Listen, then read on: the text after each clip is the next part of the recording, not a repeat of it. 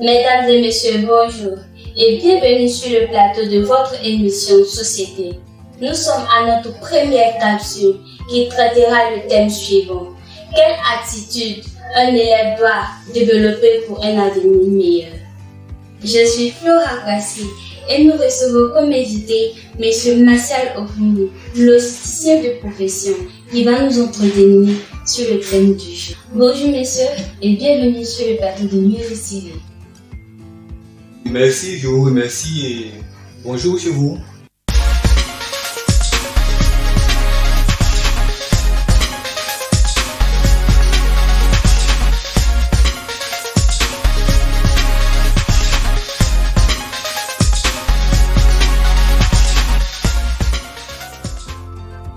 Chers téléspectateurs, nous voici installés confortablement et nous allons entrer dans le vif du sujet. Alors, Monsieur Ofumou, que pouvez-vous nous dire sur le sujet du jour? Merci beaucoup, Miss Kwasi. Pour moi, le sujet revêt une importance capitale dans la mesure où il s'agit de l'avenir de nos petits frères, de nos... Et je vous dis merci d'avoir pensé de votre manière à comment aider nos jeunes frères à tirer un meilleur profit de leur vie à venir.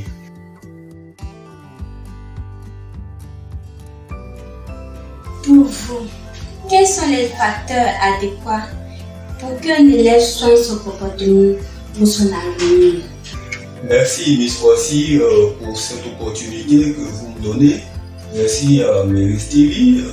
Pour moi, le thème revêt une importance capitale de l'avenir de nos enfants, de nos petits frères, de nos chers tout petits amis aussi, il faut le dire. Je pourrais dire, pour ce qui me concerne, les facteurs, ils sont de plusieurs ordres. Nous vivons dans un environnement et nous sommes conditionnés par plusieurs éléments qui constituent cet environnement-là et qui contribuent au développement, sinon à la construction de la personne que nous sommes. Et pour vous dire, sur ce thème-là, je voudrais certainement nous amener à comprendre certaines choses qui sont très basiques, pas évidentes. Et une fois que nous allons comprendre cela, progressivement, je pense que nous allons essayer de transposer pour aller chercher l'avenir que nous voulons, l'avenir que nous espérons. La première des choses, il faut que nous comprenions que nous sommes élèves. Pour nous, c'est d'abord une fonction. Tout comme vous avez un travailleur qui se lève chaque matin, qui va dans une usine, tout comme vous avez la commerçante qui se lève, qui va faire ses activités, tout comme vous avez l'ouvrier qui va tout comme vous avez le commis de bureau, tout comme vous avez le professeur ou l'instituteur. Être élève, c'est une fonction à part entière. La deuxième chose, pour nous, il faut que nous puissions comprendre quels sont les enjeux présents. Quels sont les défis actuels et certainement les défis qui vont arriver plus tard. Donc il faut que nous comprenions les défis actuels pour pouvoir prendre les meilleures prédispositions, les meilleures dispositions, développer les meilleurs comportements, les meilleures attitudes qui vont pouvoir relever ces défis-là. C'est la deuxième chose, c'est certainement donc ici de parler de nos attitudes. Qu'est-ce que moi, en tant qu'élève, je dois pouvoir faire?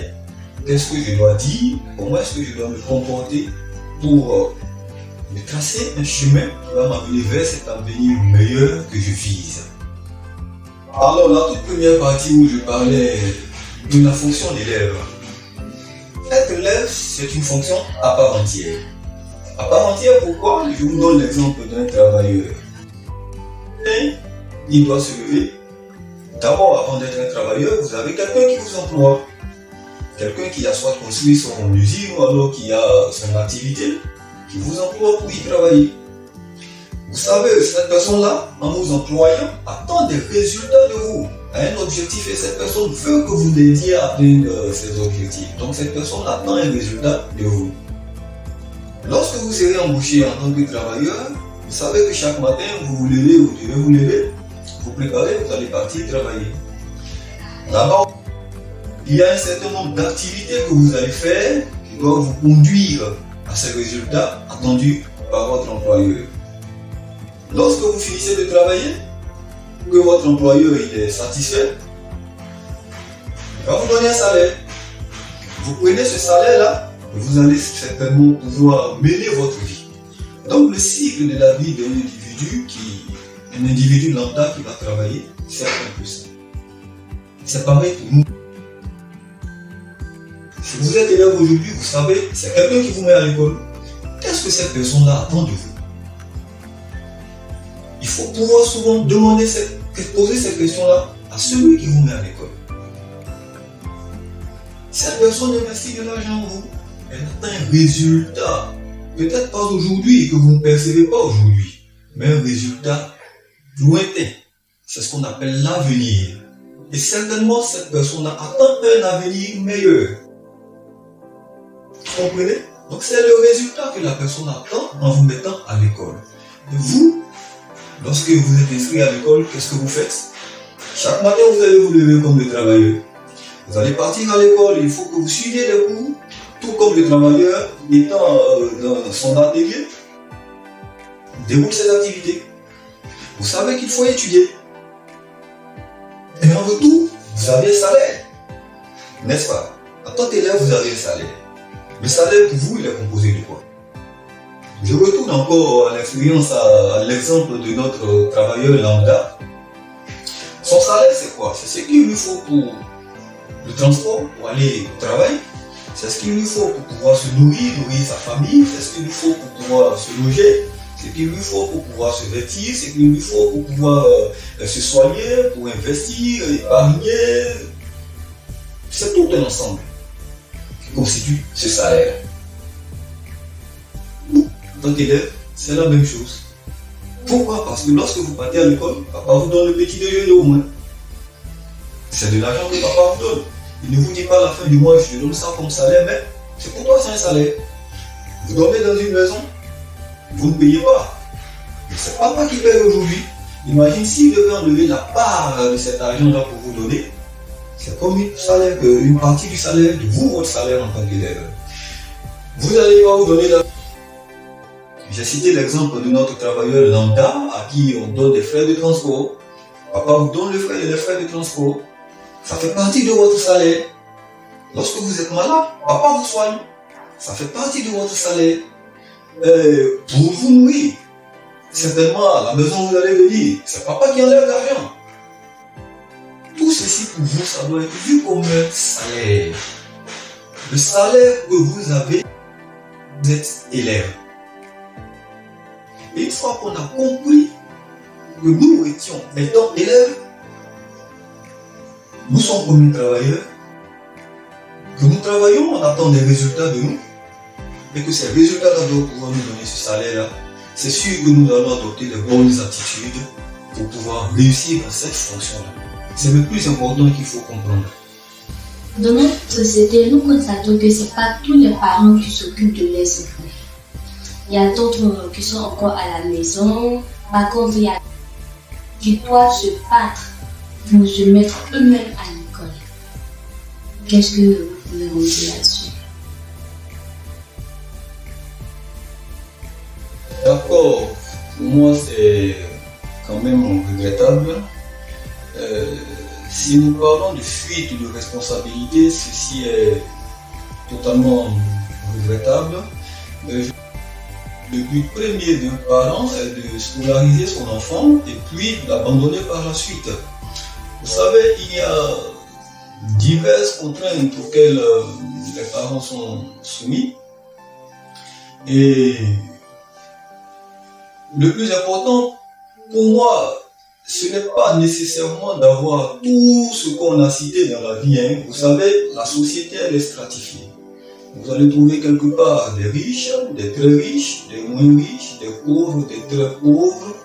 Mais l'environnement dans lequel on est, je vous demande ce que nous sommes. Quels sont les moyens qui sont là à notre disposition? Comment est-ce que nous allons pouvoir récupérer le peu que nous avons là pour essayer de construire quelque chose de grand? C'est le message le plus important que je voudrais dire et adresser à mes jeunes frères. Souvent, vous pouvez trouver un enfant qui a tout chez lui à la maison, qui a le chauffeur qui le dépose, qui a le déjeuner, qui a l'argent de poche chaque semaine, qui a de l'argent pour aller faire les balades. Vous allez avoir certains aussi qui n'en auront pas du tout, ou d'autres qui vont avoir le strict minimum. Mais il vous arrive souvent de voir tous ceux qui ont à leur disposition, tous ceux que je viens de citer là, qui ne réussissent pas nécessairement, mais que celui-même qui n'a rien finit par réussir. Vous voyez? Donc, pour revenir à qui quand même est très importante, il faut dire que l'élève doit apprendre à faire avec le peu qu'il a. S'il en a en abondance, c'est une bonne chose, mais dans tous les cas, il faut qu'il se dise que je dois réussir là où je suis. Dans cette fonction d'élève-là, je dois réussir. Après les différents examens de nos petits frères, c'est-à-dire ceux du CEP, BPC et BAC, il faut savoir que les élèves sont affectés dans d'autres villes. Il y a d'autres qui restent sur place, il y a d'autres qui vont dans d'autres villes comme Yamoussoukro, Gagnoa, Bassam, Abidjan et autres. C'est un peu difficile pour eux là-bas de vivre parce que étant là-bas, les conditions ne sont pas les mêmes que étant avec papa ou avec maman. Il faut aller chercher un tuteur, chercher où l'enfant va rester, l'argent de poche et autres. Souvent, ça ne suffit pas. Qu'est-ce que vous donner à ces élèves-là? Ok, merci. C'est une très bonne question. Vous me ramenez des années en arrière. Quand je pense un peu à ce que nous avons dû vivre, à ce que nous avons dû traverser, c'est dommage, c'est aussi regrettable, mais tout ceci est lié quand même au mauvais développement, sinon au sous-développement dans lequel nous sommes. Il y a une très grande pression sur les infrastructures scolaires. Vous savez, aujourd'hui en Côte d'Ivoire, c'est pratiquement 7 millions d'élèves, sensiblement 28% de la population ivoirienne. Alors cette pression qu'il y a sur les infrastructures scolaires, les infrastructures d'éducation, elle est là, elle est réelle, elle est énorme. Ce que je trouve regrettable, mais qu'est-ce qu'on y peut nécessairement? Un élève qui doit se séparer de ses parents, aller vivre dans des conditions difficiles dans un endroit qu'il ne connaissait pas, dans un endroit qu'il n'avait peut-être jamais vu, qui sera obligé de sortir de ce noyau familial-là, ce sont des conditions qui sont extrêmement difficiles. Cela ne va pas s'arrêter, il faut le dire, il faut qu'on le sache, mais il faut comprendre que le gouvernement est en train de faire de nombreux efforts. Aujourd'hui, lorsque vous allez dans presque toutes les contrées, vous allez voir des collèges de proximité. Ce qu'il n'y avait pas 10 années avant.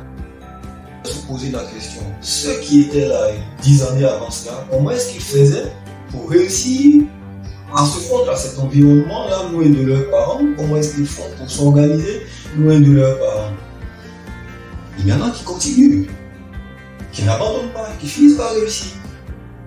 On pourrait leur demander, mais qu'est-ce qu'ils ont fait? Mais comment est-ce qu'ils ont fait? On peut tirer quelque chose de positif là-dedans aussi. Vous comprenez? Le fait de vivre en dehors de vos parents ou d'éloigner de vos parents, commencez à construire une vraie attitude de l'homme de demain que vous serez. Parce que vous êtes seul là, vous allez peut-être là apprendre à vous organiser, apprendre à gérer vos dépenses, apprendre à gérer le peu de revenus que vous avez, et le salaire que papa vous donne parce que vous êtes élève. Voilà. Apprendre à vous organiser, comment il faut étudier, apprendre à vivre avec d'autres personnes que vous ne connaissez pas. Plus tard, lorsque vous allez grandir, c'est un apprentissage qui va vous servir. Sur le négatif, je vous l'ai dit, c'est regrettable de séparer les enfants du cocon familial, c'est regrettable de voir que les infrastructures ne suivent pas l'évolution de la population. Nous sommes dans un pays qui est en voie de développement, mais il y a aussi beaucoup d'efforts qui sont en train d'être faits, il faut le reconnaître au gouvernement. Et par la suite, il faut tirer le meilleur profit de cette situation-là parce que ça va vous permettre de construire votre avenir demain. Soulignons aussi qu'il y a des élèves qui font le tout travail, c'est-à-dire ils vont et à l'école et travailler. Vous pensez que ces élèves-là peuvent en même temps travailler, en même temps aller à l'école? Est-ce qu'ils peuvent bosser? Est-ce qu'ils arrivent à étudier? Question très pertinente. Je vous le dis sincèrement, ce ne sont pas des choses que moi je conseillerais. Soit une fuite de responsabilité de nous parents, soit nous avons les moyens et nous ne voulons pas les mettre à la disposition de notre enfant élève, pas les moyens et que notre enfant ayant réalisé cela veut quand même lui aussi nous aider ou bien aider le parent à l'aider. Donc il y a ces deux aspects de la chose qu'il faut voir. Ce que je condamnerais plutôt, ce seraient les formes d'abus ou de travail ou d'exploitation des enfants. Et là, ce serait vraiment regrettable, c'est punissable par la loi. Un enfant qui comprend qu'il peut faire des travaux de son âge pour avoir ne serait-ce qu'un petit revenu, ça participe aussi à l'apprentissage de la vie, à la construction de l'être de demain qui va être. Je vous donne l'exemple encore du travailleur qui, lorsqu'il finit au travail, peut-être qu'il a une autre activité annexe qu'il va faire le soir. Lui, il est tenancier de maquis ou alors il a son activité de freelance qu'il va faire. Il a une autre activité, donc il fait 2 fois le travail. Alors nous aussi, étant élèves, je pense qu'on peut s'amener à ces choses, mais en évitant de faire des travaux qui sont au-delà de nos capacités, parce que c'est ce qui peut altérer nos capacités physiques, mentales, aussi altérer notre santé, porter préjudice à notre santé. C'est surtout cela qu'il faut éviter. Mais, dans l'ensemble, je pense que acte de bravoure, acte de courage, pouvoir faire les 2 jours, ça veut dire que c'est un individu qui sera bien équilibré demain. L'État a mis à la disposition des élèves des bourses et d'autres ont des bourses étrangères. Mais nous constatons que dans les écoles, c'est difficile pour les élèves de percevoir leur bourse. D'accord, la bourse fait partie du salaire. La bourse fait partie du salaire, c'est ce que l'État vous reconnaît en tant qu'élève pour votre... Voilà, parce qu'on n'attribue pas la bourse à tout le monde, on attribue aux plus méritants. Voilà, c'est dommage aussi, je pourrais dire là, que les bourses ne soient pas payées à temps, mais je ne connais pas les priorités de l'État, donc je ne voudrais pas faire de commentaires là-dessus. Ce que j'aurais suggéré ou bien souhaité, c'est que la bourse soit payée telle que définie, soit dans le trimestre ou dans le l'élève en bénéficier pour ses activités scolaires, et pas en dehors des activités scolaires, ou pendant la période des vacances. Alors, avec tout ce que nous venons de dire, quel impact cela peut causer sur l'élève? D'accord, j'ai envisagé 2 opportunités. J'ai parlé du côté positif. On peut avoir le côté négatif aussi. C'est qu'il y a comme insuffisance liée soit aux parents, je ne parle pas d'irresponsabilité, je parle d'insuffisance. Liée soit aux parents, liée soit à l'État qui, dans son rôle régalien, n'arrive pas à mettre toutes ces infrastructures-là à la disposition des élèves, aussi à son environnement ambiant, son environnement social. Alors, les impacts que cela peut avoir, le premier qu'on voit, c'est soit l'abandon des coins. Voilà, on voit beaucoup d'élèves de plus en plus, surtout les jeunes filles, là où c'est encore plus difficile pour la jeune fille de pouvoir réussir à finir, donc il ne sait pas se faire de scolariser. C'est le premier impact qui est très visible. Alors, le deuxième qu'on pourrait entrevoir là, vous voyez toutes ces dérives là dans le milieu scolaire. Voilà, ces enfants qui aujourd'hui s'adonnent à la drogue, à l'alcool, au sexe. Ce sont des fléaux qui sont légion dans nos établissements scolaires. Et tout cela fait partie des insuffisances constatées. Les enfants n'arrivent pas, logiquement, à être dans les conditions adéquates pour bien étudier, pour bien se dresser un comportement ou bien une attitude, de sorte à ce qu'ils puissent réussir.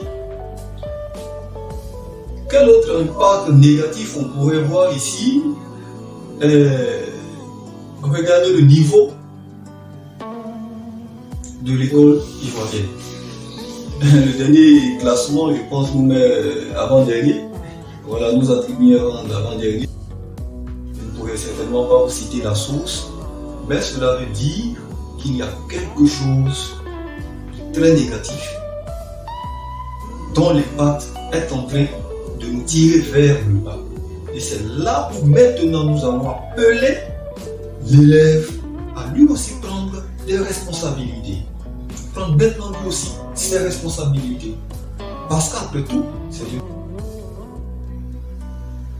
on a parlé des insuffisances de l'État, des insuffisances des parents, des insuffisances de la société et même dans son ensemble, mais il faut aussi que l'élève puisse lui-même combler ses insuffisances. Alors, monsieur, pour vous, quelle solution envisager pour l'élève? Ok. Bon, je n'ai pas toutes les solutions, naturellement. Je voudrais certainement vous amener à travers ce processus-là, surtout pour l'élève.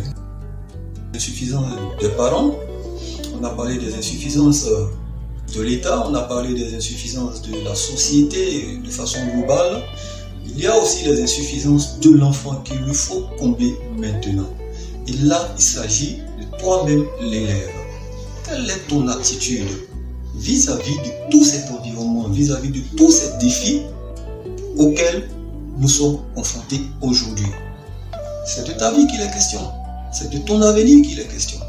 Le parent, en mettant l'enfant à l'école, ce n'est pas une... Il est en train d'investir pour que ce dernier-là puisse avoir un avenir meilleur. Parce qu'il ne se dit pas que je mets mon enfant à l'école pour qu'il puisse revenir faire les mêmes choses comme... Bon, alors ce que moi je n'ai pas pu faire. Voilà. Revenir faire pire que moi, aucun parent ne peut envisager quelque chose comme ça. Il y a un conseil tout simple que j'ai retenu d'un aîné qui m'a dit, écoute, au fond, toi, pendant que tu partais à l'école, tu as dormi sur une natte, fais en sorte que tes enfants dorment au moins sur un matelas. Eux, à leur tour, doivent faire en sorte qu'ils dorment sur des lits, et de génération à génération, il faut qu'on puisse améliorer nos conditions de vie. Maintenant, pour moi l'élève, qu'est-ce que je dois pouvoir faire? Il faut que nous comprenions que les dérives, ça ne construit pas. Il faut changer notre attitude. Il faut changer nos comportements. Il faut changer nos négatives. Si elles ne sont pas bonnes, il faut les changer. Et comment est-ce qu'il faut y arriver? D'abord, il faut avoir une certaine vision. La vision, c'est quoi? Qu'est-ce que je veux devenir demain? Vous, en allant à l'école, certainement, vous vous êtes vu devenir peut-être médecin, pilote, ou alors avocat, avocate, je ne sais pas quoi. Mais tout commence d'abord par ce qu'on veut devenir. Qu'est-ce que je veux devenir? Qu'est-ce que je veux faire demain? Qu'est-ce que je veux faire? C'est la question la plus importante à laquelle il faut répondre. Et une fois qu'on a répondu à cette question-là, on va commencer par adopter des attitudes. On va commencer par développer des comportements qui progressivement vont nous amener à cette vision-là. Vous me comprenez?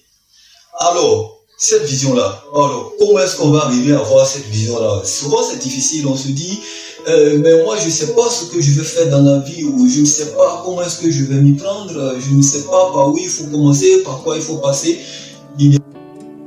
Lorsqu'on est encore tout petit, jusqu'en classe de 4e ou de 3e certainement, on n'a pas une vision claire parce qu'on ne peut pas prendre cette décision-là de nous-mêmes. C'est pour cela qu'il y a des conseillers qui nous orientent. Il y a des parents qui nous orientent. Mais c'est très simple. Même en 6e, on peut déjà commencer par développer cette vision-là.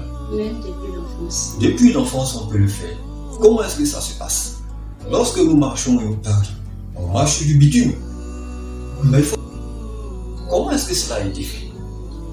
On voit la ville qui est très bien tracée. On voit l'éclairage. Attends, comment est-ce que cela a été fait? Celui qui a fait, comment est-ce qu'il a fait? On voit les jolis véhicules qui sont en train de passer. Mais ça, cette voiture, elle est très belle. Comment est-ce que moi je peux faire pour l'acheter ou bien pour m'en offrir aussi?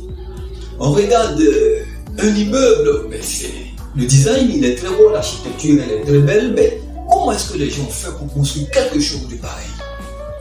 Donc ce sont des petites questions. Un parent peut commencer à initier son enfant à cette petite question-là. Et puis une autre chose qui est aussi très facile à faire, moi je suis un parent si je travaille, la moindre des choses, au moins une fois dans l'année, quelle que soit la fréquence qu'on adopte, c'est d'emmener mon enfant sur mon lieu de travail pour qu'il découvre toute la dynamique qu'il y a autour de cet environnement professionnel. Est-ce que c'est dans une usine lorsque l'enfant va regarder l'automatisme, le système qui est mis en place pour permettre qu'il soit fait? Mais écoute, il sera émerveillé, il va se demander, mais est-ce que demain moi aussi je ne peux pas venir travailler dans un environnement comme ça? Est-ce que moi aussi demain je ne peux pas concevoir quelque chose comme ça? Ou alors il va regarder cette voiture-là, il est installé confortablement et c'est bien beau, c'est bien joli. Mais est-ce que moi demain je ne peux pas essayer de construire une voiture aussi? Ça, on commence par amener l'élève à découvrir certaines choses qui sont grandes. Et comment est-ce qu'on est, l'homme a pu arriver à les construire, a pu arriver à les mettre en place. Progressivement, on va se poser ces questions-là. Troisième astuce que je pourrais dire, c'est de s'identifier un modèle. Se trouver un modèle dans la vie. Nécessairement, chaque enfant veut ressembler à quelqu'un, soit dans la famille, soit dans la société. C'est comme ça que cela se passe. Est-ce que c'est l'oncle médecin qui, chaque fois qu'il vient, je suis content chaque fois qu'il vient, moi aussi je veux devenir médecin? Ça, c'est déjà un premier pas. Est-ce que c'est le juge que je vois en train de juger les gens, etc. Il y en a beaucoup. Est-ce que c'est cet homme d'affaires qui a bien réussi dans la vie, dont tout le monde parle dans la vie? Ce sont là des modèles. Ce qui ne serait pas bien, c'est de dire que moi, je veux ressembler à ce voyou dont tout le monde parle dans le quartier. Celui-là qui est dans toutes les mauvaises histoires dans le quartier. Non. Donc on s'identifie un modèle de réussite dans la vie. Et quand on a trouvé notre modèle, on prend les dispositions, les prédispositions pour effectivement être au niveau de celui-là de notre modèle, ou alors être au-delà de ce modèle-là, ou alors au moins ça, se rapprocher de ce modèle-là. C'est ce que l'enfant doit retenir. Et en cela, qu'est-ce qu'il faut faire? Une fois qu'on s'est identifié ce modèle, une fois qu'on a eu cette vision de ce qu'on veut faire, c'est au quotidien qu'on construit cela maintenant. Demain se prépare aujourd'hui. Hier, c'est déjà passé. Demain se prépare aujourd'hui. Mes actions que je vais mener aujourd'hui vont déterminer ce que je serai demain. Ma manière de penser aujourd'hui va déterminer ce que je vais faire demain. Mon attitude aujourd'hui va déterminer ce que je vais être demain. Si je décide d'être, ou si je choisis d'être l'élève tricheur, demain lorsque je vais ce que je vais faire, je vais tricher. Si je choisis d'être un élève paresseux, demain lorsque quelqu'un va m'embaucher dans son entreprise, je serai un paresseux. Dans ma société, je serai un paresseux. Lorsque nous serons en groupe avec mes amis, je serai le plus paresseux. Si je choisis aujourd'hui d'être cet élève-là qui ne va pas au cours, dans le jargon on dit qui sèche les cours, c'est sûr que demain lorsque je vais grandir une responsabilité, je vais avoir tendance à fuir cette responsabilité-là. Je ne vais pas être assidu. Si je choisis aujourd'hui d'être un élève qui va toujours en retard en classe, demain lorsque je vais travailler, je serai toujours en retard. Tout se développe aujourd'hui. On dit quoi? L'habitude est une seconde nature. Ce que vous développez au quotidien va déterminer ce que vous serez demain. Alors, qu'est-ce qu'il faut faire? D'abord, il faut choisir ses amis. Oui. Si on veut être parmi l'élite, il faut marcher avec ceux qui sont des élites. À l'école, je n'ai pas d'intérêt à m'associer aux derniers de la classe. C'est vrai qu'on ne choisit pas d'être dernier, on ne souhaite pas être dernier, certains le souhaitent. Voilà. Mais certains agissent pour être dernier. Si moi je veux être bon à l'école, je vais chercher à me rapprocher de celui qui est premier. Il va devenir mon ami. Donc je demande à tous les élèves d'avoir pour amis élèves les premiers de classe. C'est un tout premier conseil. La deuxième élève, c'est de pousser ma curiosité. Lorsque je suis en classe, que je ne comprends pas quelque chose, il ne faut pas que je me taise. Je demande à celui qui m'a donné cette connaissance-là. Monsieur, comment est-ce que cela se passe? Je n'ai pas compris cette partie. Va l'expliquer. Ou alors on demande à l'ami qui est à côté, au voisin qui a compris comment est-ce que cela se passe, il va nous expliquer. Bon, c'est pas tous les élèves qui peuvent faire ça. Il y a d'autres qui préfèrent rester dans leur coin, même s'ils comprennent ou pas, ils préfèrent rester dans leur coin. Voilà, au lieu d'aller de j'ai pas compris ceci, mais sur comment faire ceci, ou bien après demander à un ami comment faire ceci ou comment faire cela. C'est justement cette attitude qu'il ne faut pas avoir. Il ne faut jamais avoir cette attitude-là. On peut être timide, mais être curieux. Il faut pousser la curiosité. Demandez, on vous donnera. Cherchez, vous trouverez. Frappez, on vous ouvrira. C'est une loi naturelle de la vie. Qui ne demande pas ne reçoit. Qui ne cherche pas ne trouvera pas. Qui ne frappe pas ne se verra pas ouvrir les portes. Donc il faut aller vers la curiosité. Il faut demander. Il ne faut pas simplement assister. Il faut participer. C'est des interactions. Il faut que nous aussi on puisse apporter quelque chose en classe. On sente notre présence. Nous ne sommes pas là, on puisse savoir que nous ne sommes pas là. Positivement surtout. Positivement. Autre astuce, il faut toujours s'armer de courage et se dire que nous n'allons jamais abandonner quoi qu'il nous arrive. Quelles que soient les conditions dans lesquelles nous sommes aujourd'hui, cela ne va pas limiter notre vie. Demain, il faut se dire que demain sera meilleur. Si aujourd'hui je n'ai pas à manger, je dois faire en sorte que demain mon enfant, s'il le désire. Si je ne dors pas bien, je dois faire en sorte que mon enfant dorme bien. Si je marche pour aller à l'école, je dois faire en sorte que mon enfant ait le transport. Donc tout cela commence aujourd'hui. Il ne faut jamais, jamais abandonner. Alors, Monsieur Ofun, nous tirons vers la fin de notre émission. Que pouvons-nous retenir sur le thème de ce jour? D'accord, merci. Au terme de cet entretien, je vous trois choses essentielles. La première des choses qu'il faut retenir, c'est que être élève est une fonction à part entière et qu'il faut que nous prenions les dispositions pour assurer cette fonction-là pleinement. La deuxième chose, c'est qu'il faut que nous, élèves, puissions commencer par projeter un avenir, par développer une certaine vision. Et en cela, nos parents ou alors certaines personnes dans la société peuvent nous y aider. La troisième chose, une fois que nous avons développé cette vision de l'être que nous voulons devenir demain, il faut que nous prenions les dispositions, changer nos habitudes, changer nos pensées, notre manière de penser, changer nos manières d'agir, d'interagir avec les autres pour nous construire cette attitude qui fera de nous le champion de demain. Chacun doit comprendre qu'il doit être champion dans son environnement de demain, champion de sa génération. Quand on veut cela, Dieu met tout à notre disposition pour qu'on puisse y arriver. Merci à vous, chers invités. Nous espérons vous recevoir encore sur notre plateau. C'est moi qui vous remercie. Nous pouvons retenir de ce thème qu'un élève est un professionnel à part entière et qu'il faut prendre des prédispositions pour un avenir meilleur. Merci à vous, chers téléspectateurs, de nous avoir suivis et abonnez-vous massivement à votre chaîne Mary TV pour ne pas rater nos prochaines éditions. À très bientôt.